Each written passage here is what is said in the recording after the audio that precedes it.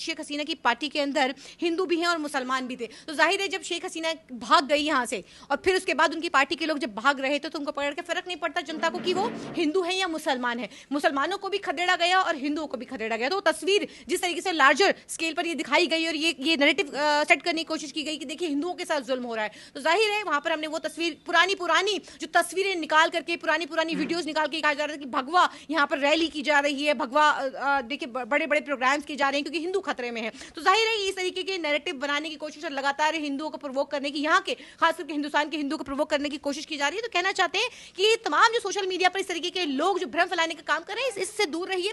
बांग्लादेश के अंदर मुझे लगता है कि सब ठीक है और बांग्लादेश से पहले हमें अपने देश की चिंता करनी चाहिए। कभी पाकिस्तान पहुंच जाते हैं, कभी अफगानिस्तान की चिंता करते हैं, कभी इजराइल की चिंता करते हैं, कभी हम बांग्लादेश की चिंता करते हैं। हम अपने देश की चिंता कब करेंगे? वहाँ पर हिंदुओं पे लगातार जुल्म हो रहा है मैडम। सोशल मीडिया पर सिर्फ और सिर्फ भ्रम फैलाने की कोशिश की जा रही है और हम कहते हैं ना कि यशस्वी प्रधानमंत्री क्या कर रहे हैं, जाइए ना और लेकर आइए वहाँ के हिंदू भाइयों को। अपील करती हूँ मैं तो आपके चैनल के माध्यम से ही कर देती हूँ। चलिए तो दोस्तों, इस वक्त मेरे साथ सुप्रीम कोर्ट के वकील आरफा खानम जी मौजूद है। इनसे बातचीत करते हैं। जिस बांग्लादेशी हिंदुओं पर जिस तरीके की बर्बरियत लगातार किया जा रहा है, वहाँ के हिंदुओं पर जुल्म हो रहा है, वहाँ के मंदिरों को तोड़ा जा रहा है, जिस तरीके से खबरें आ रही है,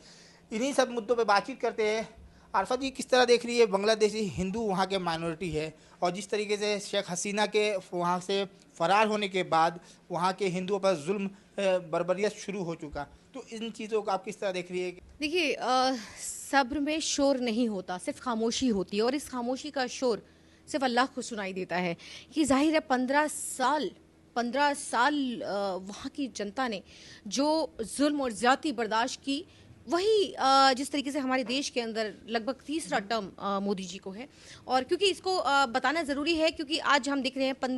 हम तीसरे टर्म के अंदर हैं और सेम इसी तरीके से बंगाल के अंदर 15 साल जिस तरीके से लोगों ने वहाँ के तानाशाही और जो तुगलकी फरमान आते थे वो बर्दाश्त किया और फिर उसके बाद आरक्षण के मामले को लेकर के फिर विद्रोह हो गया। शेख हसीना ने भी नहीं सोचा होगा कि शायद ये इस तरीके से उनका अंत होगा और आज वो वहाँ से भाग खड़ी हुई और फिर उसके बाद भारत में आकर शरण ली। देखिए जब जाहिर है जुल्म ज़्यादा बढ़ जाता है तो हम जानते हैं कि वो मिट जाता है और 15 साल लोगों ने जिस तरीके से जो जुल्म बर्दाश्त किया है उसके बाद उनको उनके शेख हसीना के वहाँ से भागने के बाद बांग्लादेश से भागने के बाद उनको खुशी मिल रही थी कि उनके बेडरूम में घुसकर उनके बेड पर लेटकर और तमाम चीज़ों को वहाँ से उठा करके लोग जिस तरीके से हम देख रहे थे कि सोशल मीडिया पर लेकर जा रहे थे और खुश हो रहे थे वहाँ की आवाम, वहाँ की जनता कि आज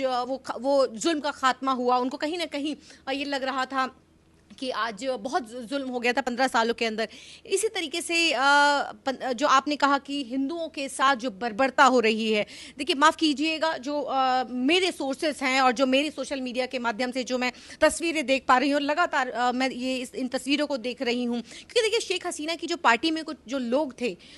वो हिंदू भी थे और वो मुसलमान भी थे। जाहिर है ये बात सच है कि वहाँ पर जो हिंदू था वो हिंदू माइनॉरिटी था, लेकिन हम एक तस्वीर हमारे सामने वो भी आई क्योंकि जाहिर है हम ये देखते हैं कि हमारे देश के अंदर ही, भारत के अंदर भी कुछ ऐसे अंधभक्त हैं कि उनको लगता है कि शायद अगर मुसलमानों के किसी भी कहीं भी किसी दूसरी कंट्री के अंदर किसी दूसरे मुल्क के अंदर अगर मुसलमान के साथ बर्बरता हो रही है, जाति हो रही है, तो वो जाहिर है वो समर्थन में ऐसे लोगों के साथ जाके खड़े हो जाते हैं जहाँ पर उनको लगता है कि जो जुल्म करने वाला व्यक्ति है उसके साथ वो पूरी जो यहाँ की जो एक संघ परिवार से लोग जो आते हैं, जो खास करके अंधभक्त हैं, वो खड़े हो जाते हैं। उनको फर्क नहीं पड़ता कि जुल्म करने वाला कौन है, बस उसको लगता है कि जुल्म कर रहा है और मुसलमान है तो जाहिर है उसके साथ खड़ा हो जाता है। लेकिन इस जहाँ तक बांग्लादेश की बात है, उस बांग्लादेश के अंदर मेरे सामने कुछ ऐसी तस्वीरें आई हैं जैसे कि बहुत सारे ऐसे कॉलेजेस, ऐसे स्कूल्स हैं जहाँ पर मैंने देखा कि कुछ ऐसे मदरसे के लोग, वहाँ के जो तमाम लोग वहाँ पे बाकायदा मानव श्रृंखला बना करके उनको प्रोटेक्ट कर हिंदू भाइयों को प्रोटेक्ट करने का काम किया। हमने कहीं से भी ऐसी तस्वीरें नहीं देखी कि जो कुछ ऐसी तस्वीरें थी,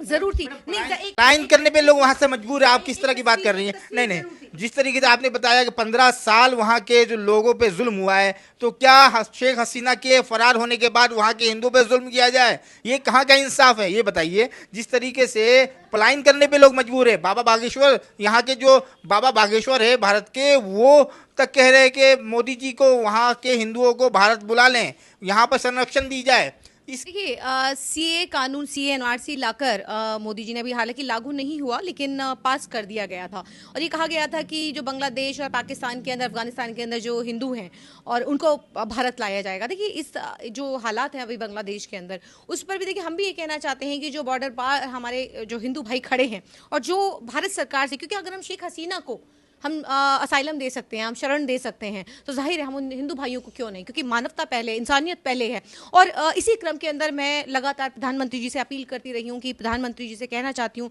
कि आप सीए के तहत ही आप उन तमाम हिंदू भाइयों को भारत ले आइए। बिल्कुल हम उनका स्वागत करते हैं कि अगर प्रधानमंत्री जी इसमें हस्तक्षेप करते हैं और जाकर के वहाँ के हिंदू भाइयों को हिंदुस्तान में लाने की बात करते हैं और यह हिंदुस्तान लाया जाता है, तो बिल्कुल हम यहाँ के मुसलमान स्वागत करते हैं इस फैसले का। लेकिन कई दिन गुजर गए, काफी दिन गुजर गए, हमें ऐसी तस्वीर, क्योंकि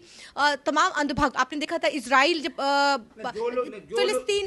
जो लोग वहाँ के हिंदुओं पे जुल्म कर रहे हैं, फिलिस्तीन और इजराइल का जब आपस में जब वार चल रही थी, तो हमने देखा था कि बहुत सारे लोग इजराइल के हक में जाके खड़े हुए थे। और हमने ये देखा था कि क्योंकि उनको लग रहा था कि फिलिस्तीनियों को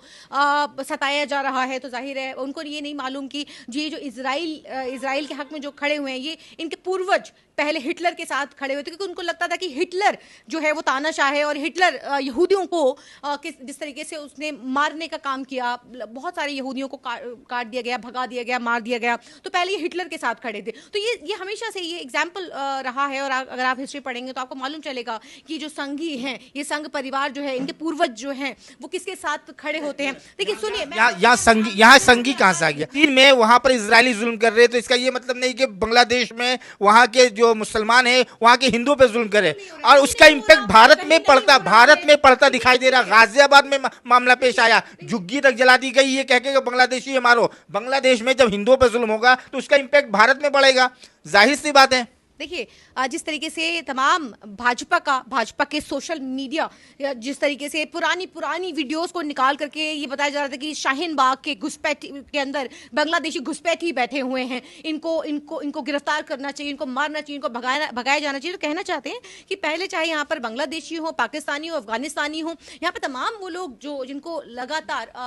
भारत के अंदर शरण दी गई है, रिफ्यूजी के तौर पर, शरणार्थी के तौर पर यहाँ पर रह रहे हैं, और उनके ही वीडियो बनाकर आप ये कहते हैं घुसपैठी है। तो जाहिर है अगर वो घुसपैठी है तो आप निकालिए और दे दीजिए, आप सजा जो देना चाहते हैं चढ़ा दीजिए फांसी पर। लेकिन एक बात कहना चाहती हूँ कि जिस तरीके से बांग्लादेश के अंदर से जो तस्वीरें आई, जाहिर है शेख हसीना की पार्टी से, क्योंकि मैं आपको ये कह रही थी कि शेख हसीना की पार्टी के अंदर हिंदू भी हैं और मुसलमान भी थे। तो जाहिर है जब शेख हसीना भाग गई यहाँ से और फिर उसके बाद उनकी पार्टी के लोग जब भाग रहे थे, तो उनको पकड़ के फर्क नहीं पड़ता जनता को कि वो हिंदू है या मुसलमान है। मुसलमानों को भी खदेड़ा गया और हिंदुओं को भी खदेड़ा गया। तो तस्वीर जिस तरीके से लार्जर स्केल पर ये दिखाई गई और ये नैरेटिव सेट करने की कोशिश की गई कि देखिए हिंदुओं के साथ जुल्म हो रहा है, तो जाहिर है वहां पर हमने वो तस्वीर पुरानी जो तस्वीरें निकाल करके, पुरानी वीडियोस निकाल के कहा जा रहा था कि भगवा यहाँ पर रैली की जा रही है, भगवा देखिए बड़े प्रोग्राम्स किए जा रहे हैं क्योंकि हिंदू खतरे में है। तो जाहिर है इस तरीके के नैरेटिव बनाने की कोशिश और लगातार हिंदुओं को प्रोवोक करने की, यहाँ के खास करके हिंदुस्तान के हिंदुओं को प्रोवोक करने की कोशिश की जा रही है। तो कहना चाहते हैं कि ये तमाम जो सोशल मीडिया पर इस तरीके के लोग जो भ्रम फैलाने का काम कर रहे हैं, इससे दूर रहिए।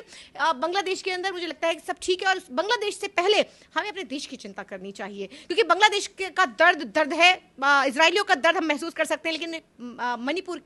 का दर्द, क्योंकि जहां पर सिविल वार छिड़ी हुई है और कई महीने गुजर गए, हम अपने देश का दर्द महसूस नहीं कर सकते, अपने देश के मुसलमानों का या देश के अंदर चाहे वो किसी भी वर्ग का हो, वहाँ वो दर्द हम महसूस नहीं कर सकते। हम फौरन पहुंच जाते हैं, कभी पाकिस्तान पहुंच जाते हैं, कभी अफगानिस्तान की चिंता करते हैं, कभी इजराइल की चिंता करते हैं, कभी हम बांग्लादेश की चिंता करते हैं। हम अपने देश की चिंता कब करेंगे? जाहिर है मुझे लगता है कि अपने देश की चिंता हमें पहले करनी चाहिए। ऐसी खबरें आ रही है, लगातार ऐसी तस्वीरें आ रही है, वहाँ पर वहाँ पर हिंदुओं पे लगातार जुल्म हो रहा है। सोशल मीडिया पर सिर्फ और सिर्फ भ्रम फैलाने की कोशिश की जा रही है, और हम कहते हैं ना कि यशस्वी प्रधानमंत्री क्या कर रहे हैं, जाइए ना और लेकर आइए वहाँ के हिंदू भाइयों को। अपील करती हूँ मैं, तो आपके चैनल के माध्यम से ही कर देती हूँ, चलिए कि आप हमारे बोलिए, मैं अपील कर रही हूँ कि मैं कहती हूँ कि प्रधानमंत्री जी से कि आप सीए के तहत या आप किसी भी आपको लगता है कि आपको वहाँ के हिंदू भाइयों को हिंदुस्तान लाने की जरूरत है, बिल्कुल ले आइए, हम स्वागत करते हैं। तरीके से सुप्रीम कोर्ट के वकील आरफा खानम ने बांग्लादेशी हिंदुओं पर जिस तरीके की बात करी है कि ये सब अफवाह है और ये सारी चीज़ें झूठ है, तो दर्शकों आप कितना समझते हैं, कितना सोचते हैं, तो कमेंट करके बताएं इनकी बातों में कितनी सच्चाई है।